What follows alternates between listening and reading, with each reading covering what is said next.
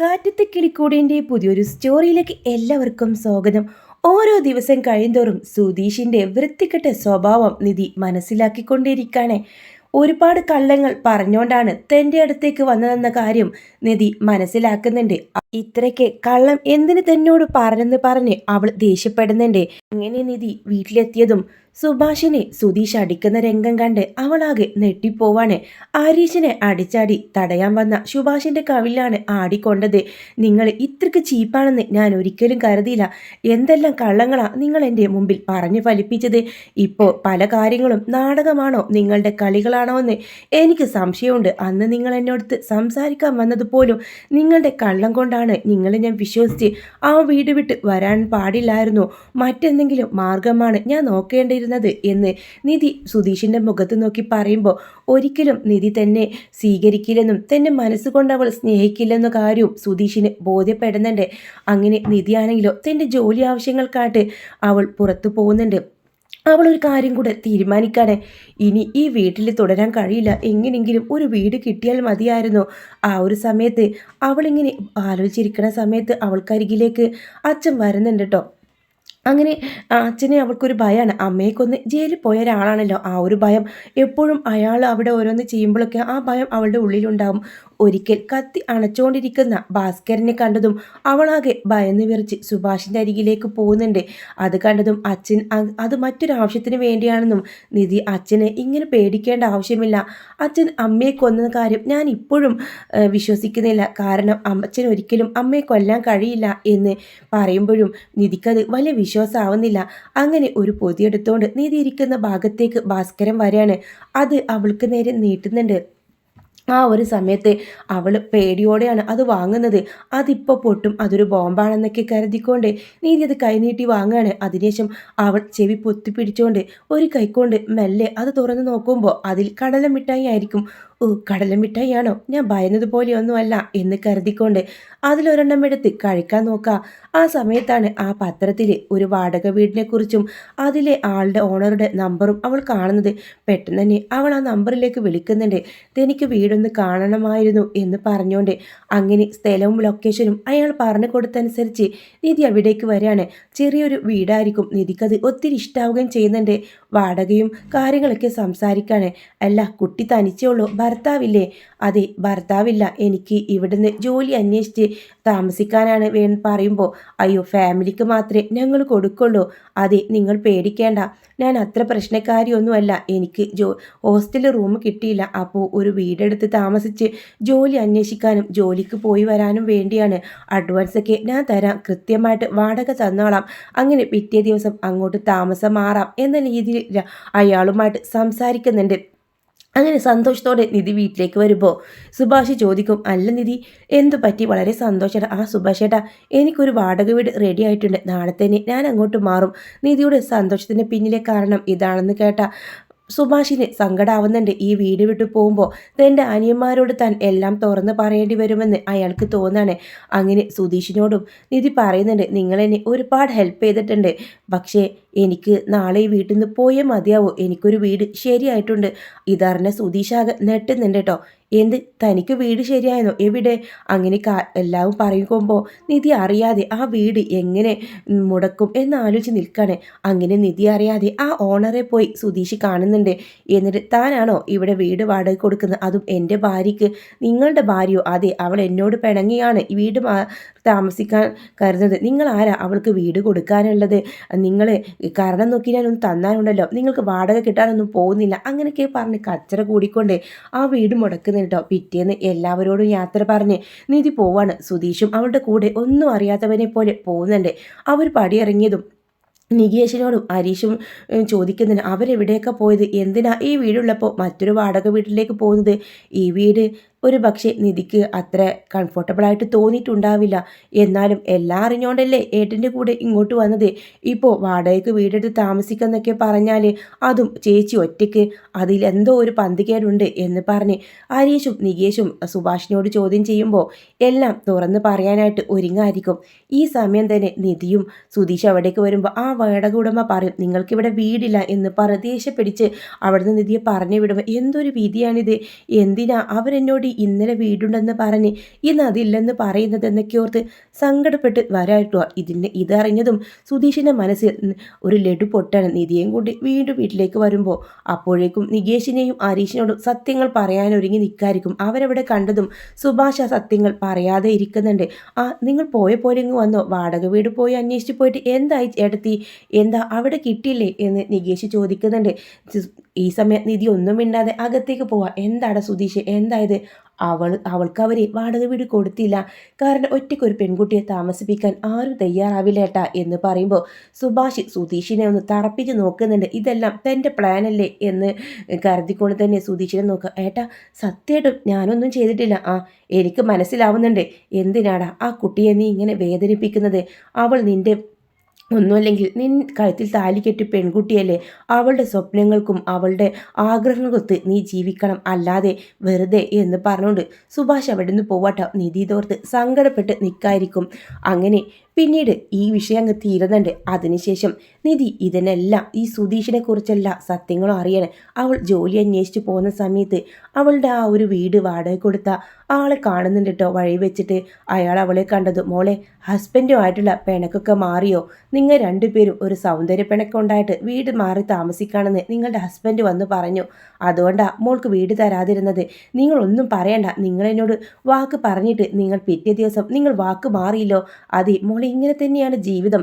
ഹസ്ബൻഡും വൈഫാകുമ്പോൾ ചെറിയ ചെറിയ പിണക്കങ്ങളൊക്കെ ഉണ്ടാവും.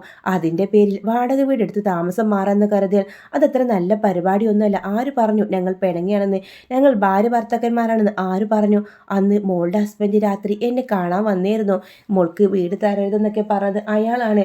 ഓഹോ, അപ്പോൾ സുധീഷിൻ്റെ ചതിയാണെന്ന കാര്യം നിധിക്ക് മനസ്സിലാവേണ്ട വിശദമായിട്ട് അയാൾ പറയുകയും ചെയ്യാണ്.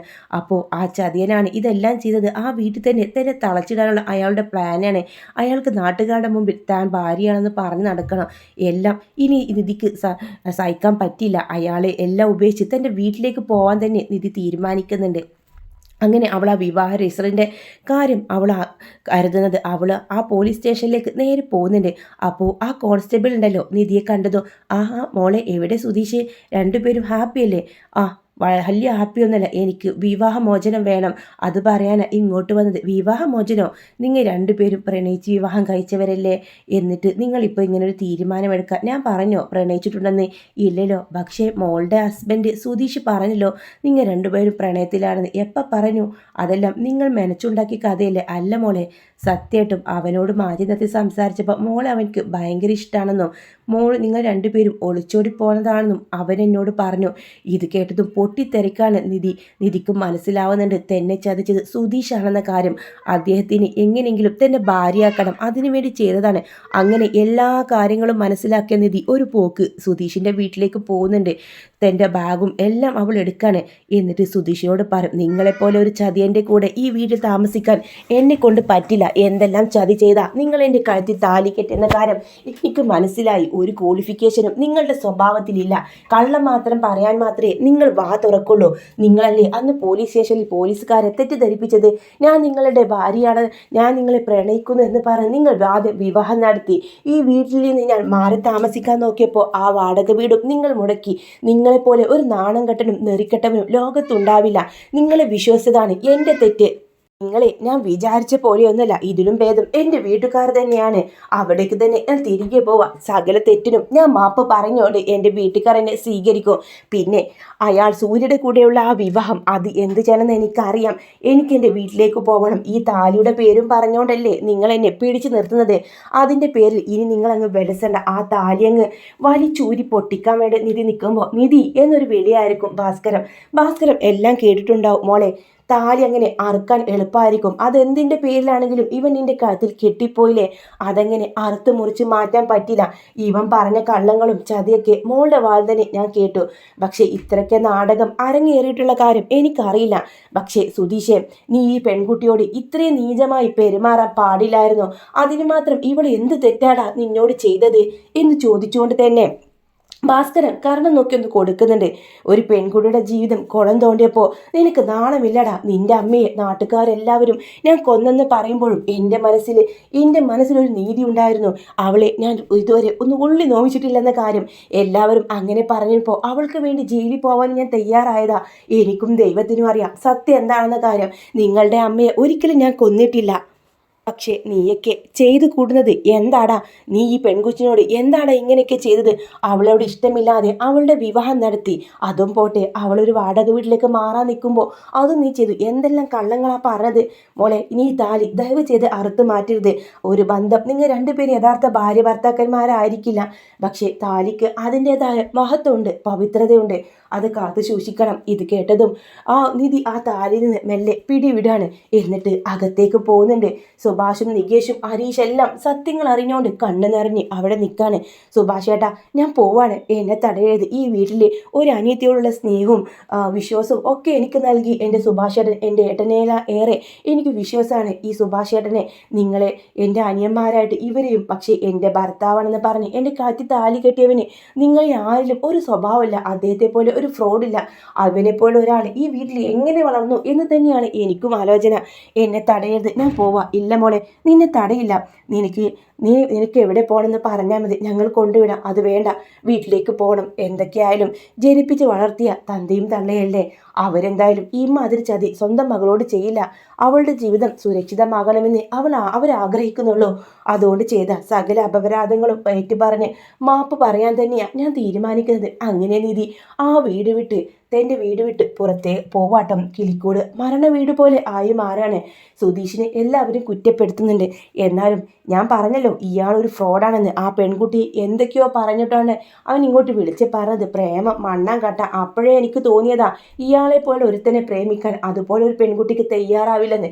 ഏട്ടത്തിക്ക് അബദ്ധം പറ്റിയത്. എടാ, എല്ലാം നിന്റെ കരുനാക്ക. ഇതിനെല്ലാം കാരണം എൻ്റെ കരുനാക്കൊന്നല്ല, നിങ്ങളുടെ സ്വഭാവമാണ്.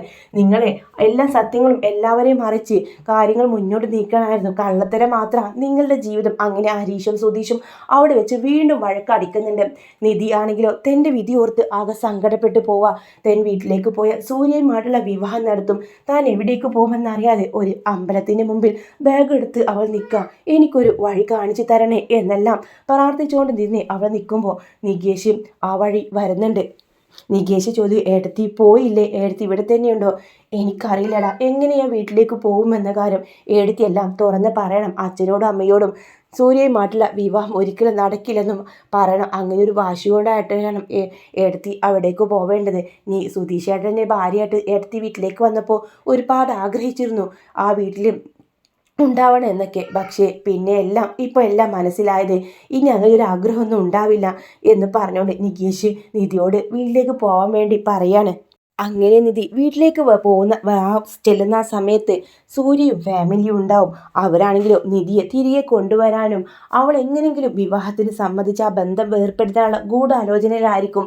തൻ്റെ വീട്ടിലും തനിക്ക് രക്ഷയില്ലെന്ന കാര്യം നിധി മനസ്സിലാക്കി അവിടെ വന്നതുപോലും അറിയിക്കാതെ അവൾ തിരികെ നടക്കാണ്. റോഡിലും അവിടെയും അലഞ്ഞു നടക്കുന്ന നിധിയെ സുഭാഷ് കാണുന്നുണ്ട്.